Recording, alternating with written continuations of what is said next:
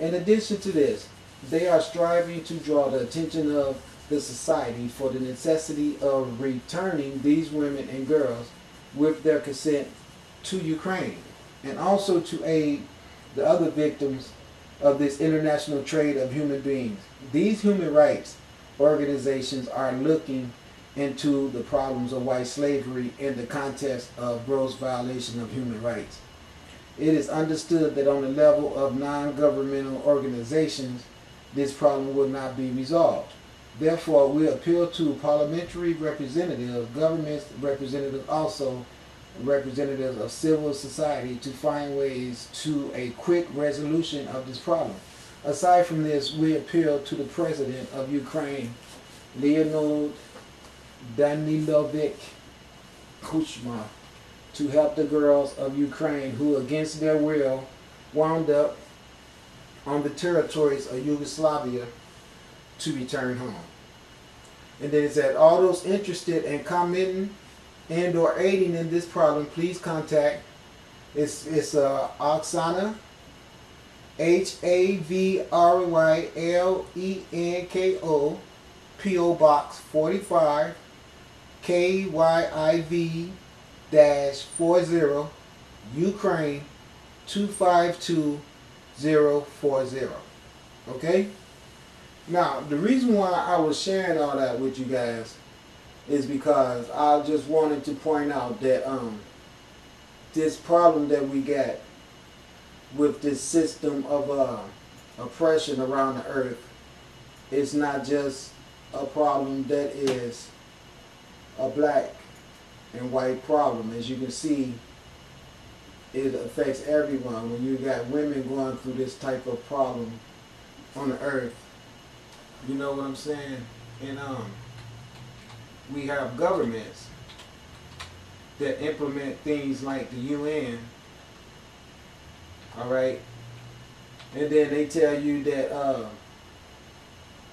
these people jump to freedom into a UN vehicle that was right outside, you know, riding past, and then something like that happens with the UN, and then nothing happens. Okay, now the UN, to my understanding, is supposed to be the United Nations, and the United Nations means that Yugoslavia should be connected in a panel of people where they all get together and discuss the actions and politics and social conditions of each other, and then the thought of the UN police team escaping with some girl that's telling them the story of that persecution and her being forced into prostitution, and probably mentioning it's happening right now and going on with other girls. And then the UN, for some reason, it's not enough authority to take care of that problem. I don't understand why. The United Nations was designed for the sole purpose of making sure that this type of stuff did not happen on the planet.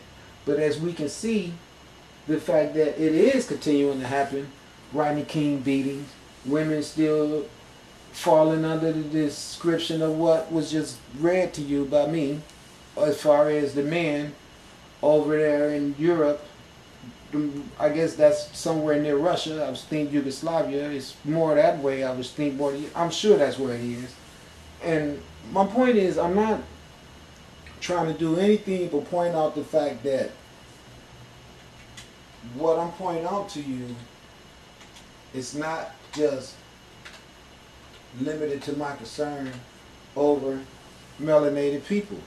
I'm also concerned about the bad treatment received to the European people, not just the European woman, but how about the European man, the young children that's growing up that's going to probably end up victimized by the drug placements on the street or falsely incarcerated. Same stuff that I've been crying and complaining about happening to the melanated man and woman happens to the white man and woman too. Problem is, white man and woman don't see nothing wrong with that. I do. You guys want to sit around and then have a problem doing it to us, and because it had been happening to you in Europe so long, and that's the reason why it's still going on in Europe now. The mistreatment of the Caucasian woman has been a problem with the white race forever. Don't get mad at me for saying that, because you women know it yourself and you men know it yourselves too. Even in your Bible, you showed nothing but total disrespect for your woman. She couldn't even go to heaven with Jesus. He went by himself. Mary had a God son, but she couldn't be a goddess. So I'm just pointing that out. I'm not going to waste a lot of time and try to get in an argument and make y'all hate me more than you hate me already. But the thing is, my job is to point out the things that is causing the decadence on the earth. That's what I'm here to do. And I'm here to point out also that the belief that a lot of these white men have of the woman being beneath them is foolish teachings that come from the Bible. And they have one specific design to do, and that is to make the woman have a low self-esteem so she will not be hesitant at the stoppage of war. When you can perpetuate a story that a lady is the sole cause of sin on earth, and you as a man have to eradicate the sinful nature of mankind due to the first sin that the woman committed, and you eradicate all the sinful people on earth through war, then you also, along with pointing the finger at the woman, point the finger at everybody else that you want to take control of. And then that's the only thing that the Bible does, is use the finger pointing method of these white people that God told me it's alright to kill you and steal your shit because you don't worship this God, and that's the only thing I need to do it. And the woman is messed up, and she's a criminal too, because according to that same book, she ate a stupid apple, and that's where all sin came from. So never mind that people are stabbing and raping and doing these physical acts. All these physical acts only started happening because she did the sinful nature thing of picking a piece of fruit off of a tree. And this is a really messed up God, because if this God would not have put the tree there to begin with, then the lady wouldn't have been there enticed to pick the fruit. So you shouldn't have a God that's enticing people as to where if this person becomes weak under the lure of enticement, that such incredible circumstances come behind it. Come on, that is not what a God would do. That is what a controller would do, and that is what the whole story was told for. What's the purpose of controlling someone? So we all need to get in focus on what we're doing, okay? Because we need to stop being stupid, okay? I mean, for real. We need to just stop being stupid, okay? And I mean, let me tell you how I want to put this. We are not going to be pointing the finger at someone else for the things that we know we allowed to happen. Okay? If I'm sitting here, okay, if, let's say for instance, I know somebody's getting ready to do something wrong. I don't even do anything to stop it. Okay? I don't do anything to stop it, then what do you expect? When it comes and get me. Okay, when it comes and get me, what am I supposed to expect? Since I didn't stop it when I saw it coming to get you. Okay, tell me. I want to know. What am I supposed to expect? Alright, when it come to get me, I saw it coming to get you. And I never did anything. Okay? Tell me. Okay, now here goes some more stuff that I found for you guys. Torture in the Tower of London. Father John Gerard was a spy in November 1588. He was among a team of 4 Jesuits priests sent from Rome and secretly landed on the shores of England with the mission of making contact with the ministering to that country's Roman Catholic community. He joined a clandestine network of Catholic operatives controlled from their headquarters in London. Born in England, Father Gerard mingled easily among English society, passing himself off as a gentleman of leisure. It was a dangerous existence, as evidenced by the fact that Father Gerard's 3 companions in the landing party were eventually discovered and executed. Gerard remained undetected for 6 years until his betrayal by a servant in a household in which he was staying. A gentleman of leisure is a pimp. After 3 years in captivity, he was taken to the Tower of London, where he was subjected to torture. In an effort to force him to confess that his mission was to overthrow Queen Elizabeth and to reveal the identity of the leader of the spy ring, despite okay. It said in an effort to force him to confess that his mission was to overthrow Queen Elizabeth and to reveal the identity of the leader of the spy ring. Despite the pain, he refused to divulge any information. On the night of October the 4th, 1597, he made a daring escape from the tower with the help of friends on the outside. He slipped into the English countryside and remained undiscovered for another 8 years. Finally, with the attempt to blow up Parliament and the discovery of the gunpowder plot in 1605, the political atmosphere became too dangerous. Father Gerard slipped out of the country and sailed to the European continent disguised as a member of the Spanish diplomatic mission. Okay, torture. Father Gerard wrote a book detailing his adventures shortly after his escape to Europe. He describes his tortures in the Tower of London. Okay, here it goes. We went to the torture room in a kind of procession, the attendants walking ahead with lighted candles. The chamber was underground and dark, particularly near the entrance.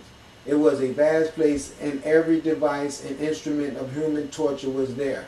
They pointed out some of them to me and said I would try them all. Then he asked me again whether I would confess.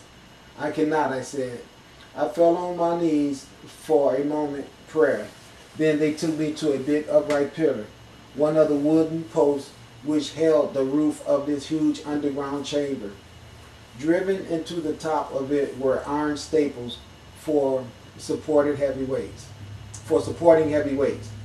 Then they put my wrists into iron gauntlets and ordered me to climb 2 or 3 wicker steps. My arms were then lifted up and an iron bar was passed through the rings of one gauntlet, then through the staples of rings to the second gauntlet.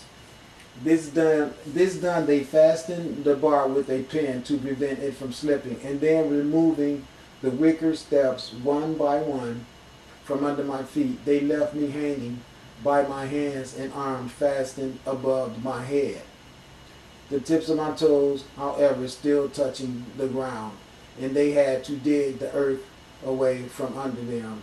They had hung me up from the highest staple in the pillar and could not raise me any higher without driving in another staple. Hanging like this, I began to pray.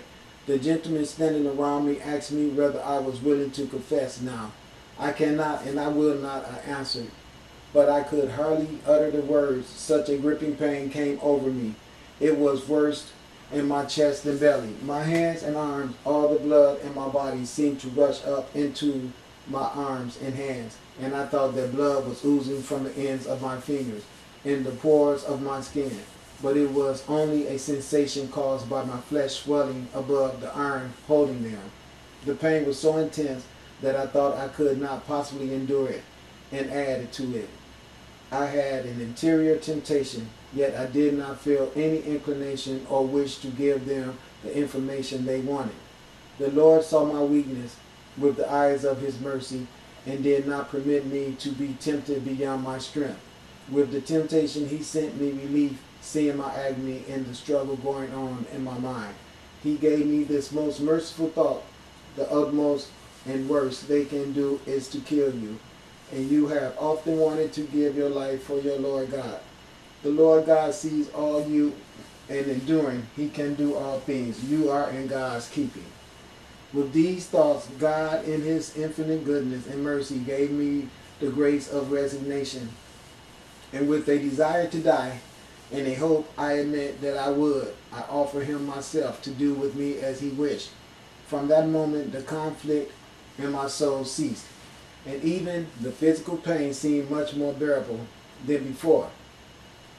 Though it must, in fact, I am sure, have been greater with the growing strain and weariness of my body. Sometimes after 1 o'clock, sometime after 1 o'clock, I think I fell into a faint. How long I was unconscious, I don't know, but I think it was long, for the man held my body up or put the wicker steps under my feet until I came to. Then they heard me pray, and immediately it let me down again. And they did this every time I fainted, 8 or 9 times that day before it struck 5. A little later they took me down. My legs and feet were not damaged, but it was a great effort to stand upright. Father Gerard's account appears in Gerard's John, the autobiography of an Elizabethan, D.O.D., Elizabethan, England, 1973. Joyce, 16th century England, 1984. All right. Now listen. Torture in the Tower of London's Eyewitness to History. www.eyewitnessstoryhistory.com. If you guys want to go out and read more stuff like this, then that is the place that you can go and find different stuff like that if you're interested, okay? And I just wanted to share some of that stuff with you guys so you can also get an understanding that what I'm saying is something that should be touched on with the real notification of the victims of this oppression on the earth being not limited to gender or facial descriptions. This is a sickness, a virus that everyone is invited to have their fill of. And I am just doing my job to point out to everyone how important it is that we all work together to do something about, you know what I'm saying? You gotta work and utilize what's available in a collective effort to bring humanity back to a winning circumstances. There is nothing profitable in our life existence is the way it is right now. Everything is dying and everyone is sick. Okay? I mean that. Now everybody is sick. And people need to be woken up. I'm going to read you something that happened. The Spanish Massacre. The French in Florida. 1565. Now listen. Here it is, 1565. They're not even in England anymore. Okay? They're not in France, and they're not in Portugal. They're here in the Americas, okay, in a place called Florida. Let's see what they're doing. One day in April 1517, a young lecturer in biblical studies named Martin Luther visited a small German market town and was outraged by what he saw. In the town's central square, a representative of the Pope had set up a stand and was selling absolutions from sin to a long line of eager customers. These formal documents called indulgences pardoned the bearers and his relatives, alive or dead, from any punishment for past or future sins. As soon as the coin in the coffer rings, the soul from purgatory springs, cried the papal representative. It was a lucrative business. Angered, Martin Luther composed a list of 95 reasons why the practice of indulgence defied the doctrines of the Catholic Church and sent his list in a letter of protest to his archbishop. His complaint struck a chord of discontent within the church, and soon other Protestants rallied to support Martin Luther's cause.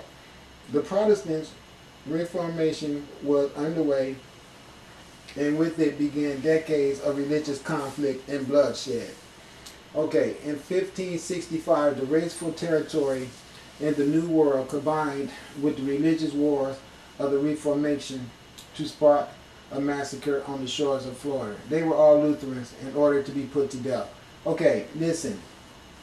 This guy came in and he wanted them to stop telling the lies. The Roman Catholics was lying to people, telling them that their grandparents had got sidetracked on the way to heaven and they were stuck in a place, a condemnation where they were being treated real bad by evil spirits, and that the people needed to turn over money really fast as possible so they could give it to the Pope, and then the Pope would pray really super fast for them to help their loved ones get out of the region of this bad conflict and moved on into heaven. In other words, they were just using a scam. It was a con game that they were using on all these unsuspecting people. And then this guy, Martin Luther, comes along and he starts, you know what I'm saying, to drop dime on everybody, and he starts preaching his new religion Okay, because he was coming along trying to expose the people for being a fraud that they were, and then at the same time he was a fraud too. But